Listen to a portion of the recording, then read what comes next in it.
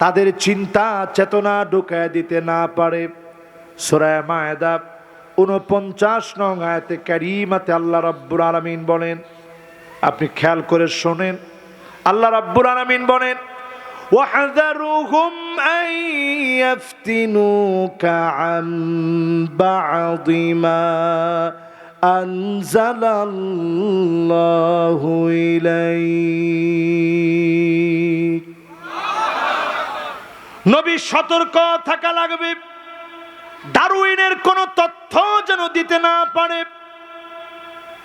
আপনার সিলেবাসের ভিতরে ট্রান্সজেন্ডারকে যেন ঢুকায় দিতে না পারে। নানা সুকৌশলে ওই লেসবিয়ান, গে, রেইনবো সংগঠনের সংস্থার তাদের কার্যক্রম যেন ঢুকায় দিতে না পারে। ছেলে ছেলে মেয়ে মেয়ে যারা আজকে সারা দুনিয়ার ভিতরে বিবাহ করে সেক্সুয়াল কর্মকাণ্ড করে আল্লাহ আযাব ডেকে আনতেছে, তাদের কর্মকাণ্ড যেন সিলেবাসে ঢুকায় দিতে না পারে। শরীফ শরীফার গল্প নাম দিয়া বাংলার সহজ সরল মানুষকে, কোমলমতি আমার ছোট ছোট বাচ্চাকে যেন ধ্বংস করে দিতে না পারে। যিনি সতর্ক থাকতে বললেন তিনি কে? এরপরে ৪ নাম্বারটা শুনেন, فَإِن تَوَلَّوْا فَاعْلَمْ أَنَّمَا يُرِيدُ اللَّهُ أَن يُصِيبَهُم بِبَعْضِ ذُنُوبِهِمْ। নবী, এরপরেও যদি তারা ঘাড় তেরামি করে, রাজশাহীর লোকেরা জোরে কোন কি তেরামি? আপনাদের রাজশাহীর ভাষায় কি বলে? ওই ঘাড় তেরা যারা, ফাইন তাওয়াল্লাহ মানে ঘাড় ঘুরায়। আল্লাহর কোরআনে আল্লাহ বলছে ফাইন তাওয়াল্লাহ, এরপরেও যদি নবী তারা ঘাড় ঘোরায় নেয়, ফালাম, আপনি জেনে রাখেন অচিরেই যিনি আযাব দিয়ে পাকড়াও করবে, ঘাড় তেরাদের ঘাড়ের রক ছিঁড়ে ফেলবে, তিনি কে? কিরকম আযাব আসতে পারে আপনি বোঝেন নাই। ৫ই আগস্টের আগের দিন পর্যন্ত কেউ ভাবতে পারে নাই। আওয়ামী লীগ যদি নিজেরাও ভাবত ৫ই আগস্ট এমন ঘটনা ঘটবে, কারফিউ ভেঙে এলাকা পাড়া মহল্লার সব গুন্ডাগুলাকে এক হয়ে যেত, ঠিক কিনা বলেন? আপনারা ঠিক বলেন না, কিন্তু তারা মনে করছিল যে কারফিউ দিছি এমনি সব তাল বেতাল হয়ে যাবে। ঠিক তো কয় দুইজনে, কি কন আপনারা? দুইজনই কন ঠিক। তারা যদি সব পাড়া মহল্লা থেকে যাদের বয়ে যাওয়ার সাথে সাথে বান্ডিলটা আপনারা দিয়ে দিতেন, নেন, এ লোকগুলা সব গুন্ডাগুলা যদি গিয়ে এক হইতো, লক্ষ লক্ষ লোক যদি গিয়ে এক হইতো, রক্তের পরিমাণ বেড়ে যেত। রাষ্ট্রবিজ্ঞান ফেল হয়ে গেছে। কোন রাজনীতিবিদ বুঝতেই পারে নাই এত বড় একটা গেম হয়ে যাবে। জোরে কোন আল্লাহু আকবার।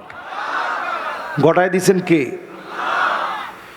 এই জন্য আল্লাহ রাব্বুল আলামিন বলেন, অন্যায় জুলুম যারা করবে, অবিচার যারা করবে, ঘাড় তেরামি যারা করবে, অচিরেই যিনি আযাব দিয়ে ধরবেন তিনি কে? ব্যাংকের টাকা জব্দ হয়ে গেছে, রাস্তার জায়গায় বাঁশ দিলেন, লাভ কি? এখন কানাডায় বাড়ি করলেন, লাভ কি? জঙ্গলের ভিতরে পলানোর জায়গাও তো এখন নাই। একজনের দাড়ি ছিল কত লম্বা লম্বা, আমরা ওনাকে আদর করে মহব্বত করি তো দরবেশ বলতাম। পরে আমরা তাকায় দেখি না উনি তো দরবেশ না, উনি ধরেছে বেশ, ঠিক কিনা বলেন? এরপরে আল্লাহ কি বলে একটু খালি শুনেন, আমি খালি অনুবাদ করতেছি, তাফসিরে গেলে লম্বা সময় লাগবে। আল্লাহ রাব্বুল আলামিন ৫ নম্বরে বলেন, وَإِنَّ كَثِيرًا مِنَ النَّاسِ لَفَاسِقُونَ। প্রথমে আল্লাহ বলছে ইন্না, মানে নিশ্চয়ই, তাকিদ দিছেন বের হওয়ার কোনো রাস্তা নাই। কাসীরুম মিনান নাস, একজন আর দুজন না, অধিকাংশ লোক লাফাসিকুন, অবশ্যই ফাসিক। যারা কোরআনের বিরুদ্ধে দাঁড়াবে আল্লাহর ফতোয়া অনুযায়ী তারা ফাসিক, ঠিক কিনা বলেন? আমি হুজুরের ফতোয়া না, কার ফতোয়া? জোরে কোন? আল্লাহ কয় খালি ফাসিক না, লাফাসিকুন, অবশ্যই ফাসিক। 92% মুসলমানের দেশে এখনো যদি আপনি কোরআনের পক্ষে না আসেন আপনি ফাসিকই রয়ে গেলেন। ফতোয়াটাকে আমার না, না, আপনি একটু খুলে দেখে কোন না, ফতোয়াটা কার? মাশাআল্লাহ। এরপরে 6 নম্বর আল্লাহ রাব্বুল আলামিন বলেন, আফা হুকমাল জাহিলিয়াতি ইয়াবগুন। নবী হে, মানুষ কি এত কিছুর পরেও জাহিলিয়াতের বিচারের দিকে যাবে? জাহিলিয়াতের বিচার বলা হয় অন্যায় আর অবিচার করে মানুষের উপর অত্যাচারের স্টিম রোলার চালানো। আজকে আপনি তাকায় দেখেন, আইনাগর যারা বানালো, আলেমদেরকে যারা জুলুম করলো, ইসলাম পন্থীদেরকে যারা আটকালো, কোরআন নিয়ে দাস দিলে, জঙ্গি বৈঠক বলে যারা চালায় দিল, সবগুলা জাহেল, জাহালাত তাদের মধ্যে আছে, ঠিক কিনা বলে?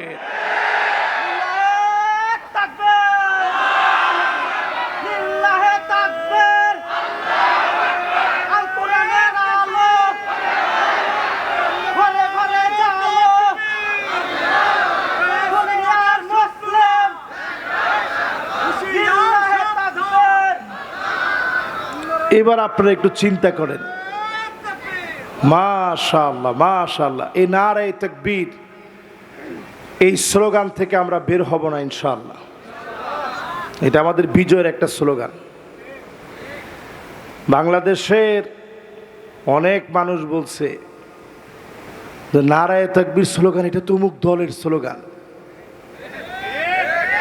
তোমার ঠিকও তো কর না। এখন আমরা দেখেছি এটা শুধুমাত্র কোনো দলের না, এটা মুসলমানদের স্লোগান, ঠিক কিনা বলে?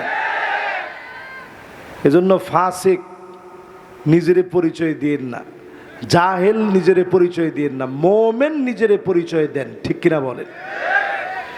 এরপরে আল্লাহ রাব্বুল আলামিন বলেন, ওয়ামান আহসানু মিনাল্লাহি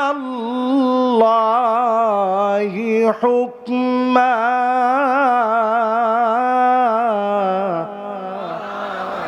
আল্লাহর হুকুমের চাইতে অতীব সুন্দর তোমার কোনো হুকুম হতে পারে না।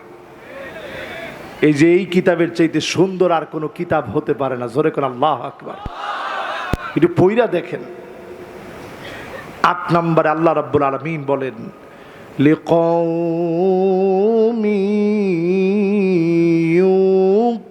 ইউকিনুন,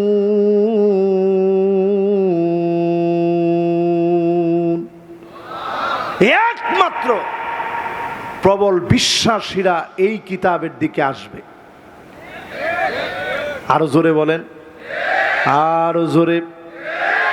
আল্লাহ যেন এই কিতাবের জন্য আমাদেরকে কবুল মঞ্জুর করেন, পড়ে না আমিন। হক বাতিলের এই পথ ধরে, কণ্টকাকীর্ণ এই পথ মাড়িয়ে জমিনে দিন বিজয়ের জন্য যদি আবার পরীক্ষা দেওয়া লাগে, জাগ্রত হয়ে পরীক্ষা দিব, ইমানের পথ আমরা ছেড়ে যাব না, ঠিক কিনা বলেন?